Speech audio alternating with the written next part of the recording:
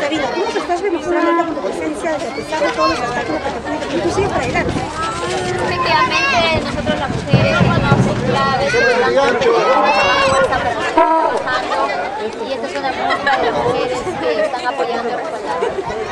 Sabina, veo que cuentas con todo el respaldo de tus pobladores, quienes están acá, te están apoyando. Tú me comentabas que una de tus principales propuestas es luchar por las mujeres que están abandonadas, por las madres solteras, ¿correcto? Efectivamente, seré una de las personas que voy a trabajar mucho, voy a representar a las mujeres que sufren maltratos, atropellos y no voy a permitir el abuso de autoridad. Dime, Sabina, ¿los otros candidatos de San Juan de Lurigancho te han llamado para ofrecerte tu apoyo?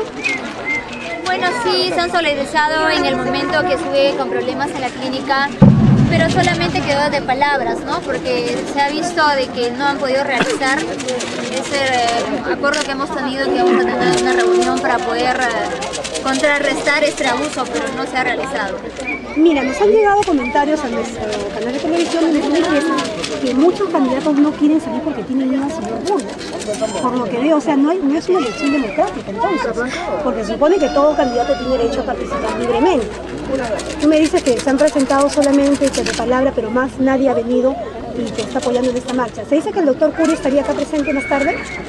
Bueno, sí, está programado y esperamos su presencia.